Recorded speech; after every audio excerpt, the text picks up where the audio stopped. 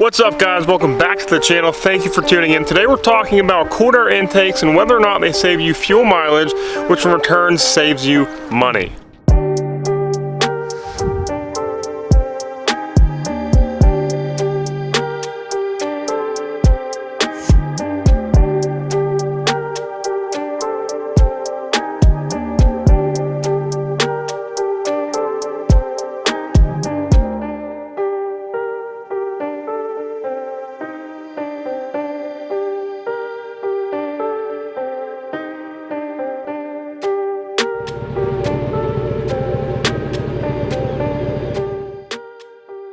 So we installed this K&N 63 series cold air intake in May of last year.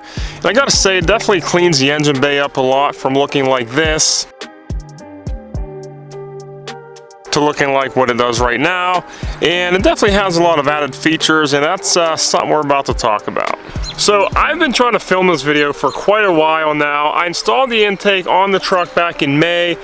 Did 3,000 miles driving prior to installing the intake with these wheels and tires, and just to collect some data so that way I could install the intake, drive the same exact 3,000 miles, the same exact scenarios, and compare the data, you know, before intake versus after the intake. But once I got done with my 3,000 miles in July, I was in a motorcycle accident, and so I wasn't able to walk up until October, and it's been quite a recovery process. So now I'm finally here, finally able to film this video, whether or not cold air intakes are beneficial to you, your truck, car, whatever you have, or not. So let's break it down. Now, the first two things I want to talk about is sound and throttle response. Number one, sound. It definitely woke this truck up sound wise. Now I'll give you some clips here, some befores and afters outside and inside the truck.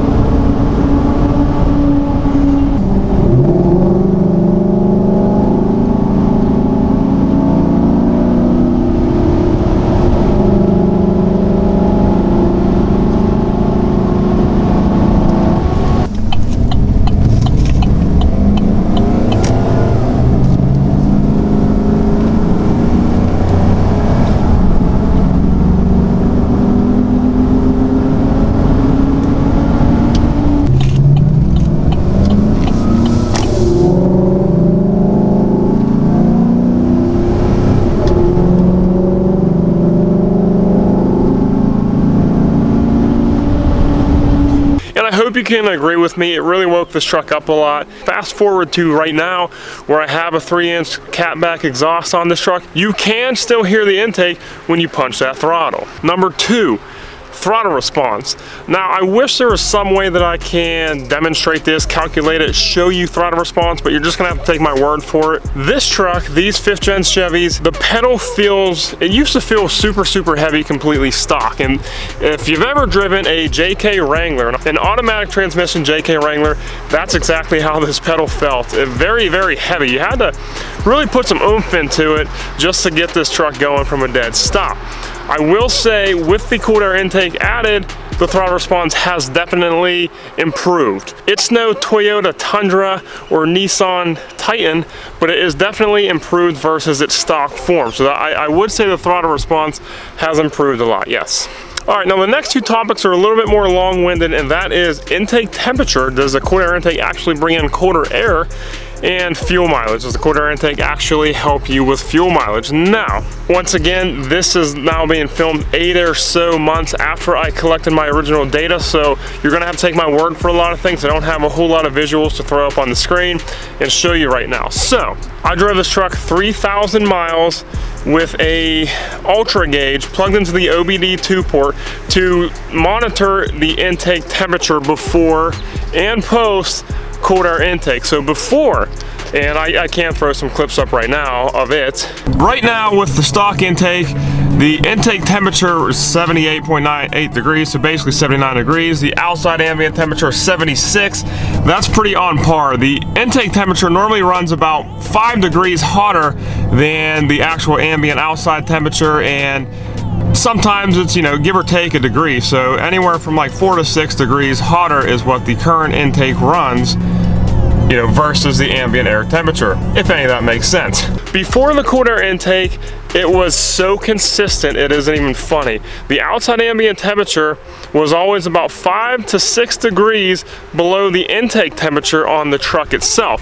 And it didn't seem to matter whether it was a sunny day, a rainy day, you were sitting there at nighttime when it was a little cooler, it was hard throttle, it was sitting at a red light, stop sign, whatever. The intake temperature with a OEM stock air box and air filter was always about 5 to 6 degrees hotter than the outside ambient air temperature. Now, fast forward 3,000 miles with a K&N cooled air intake.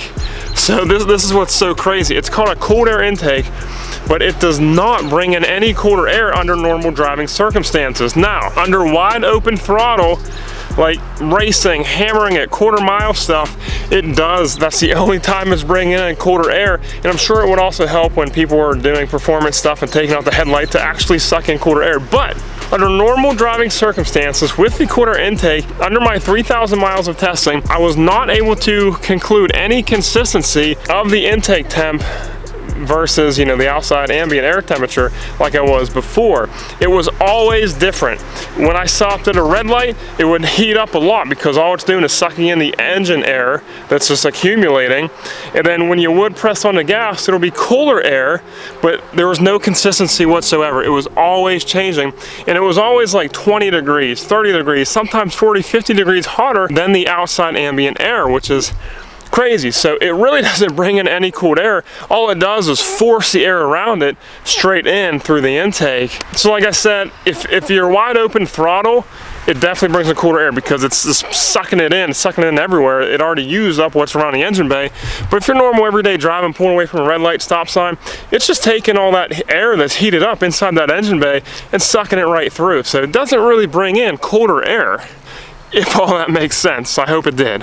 And last but not least, fuel mileage. Now, with my 3,000 miles that I filmed with and monitored before cooled air intake, I don't have the screenshots to throw up, but I will say all my tanks of fuel were high 15s, low 16s. In this form right here, these wheels, these tires, tow mirrors, everything. High 15s, low 16s. I averaged right about 16.2 mile per gallon with all those tanks in that 3,000 miles. Now, fast forward cooled air intake, I do have some screenshots of fill-ups.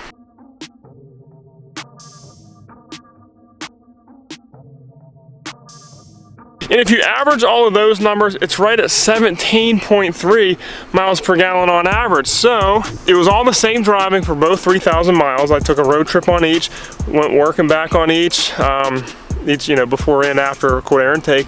And I've gained almost a full, well, not almost a full, I've gained a full mile per gallon with adding this cooled air intake. Now, fast forward to today with the exhaust, I definitely lost fuel mileage now, but just intake wise, you definitely gain a little bit of fuel mileage. This is my third vehicle running a K&N cooled air intake, and I have gained about the same 1 mile per gallon each vehicle, each application I've put one on. So if you're trying to justify to your wife why you need a cooled air intake, just tell her, babe, it's saving us money. I'm saving those MPGs, son.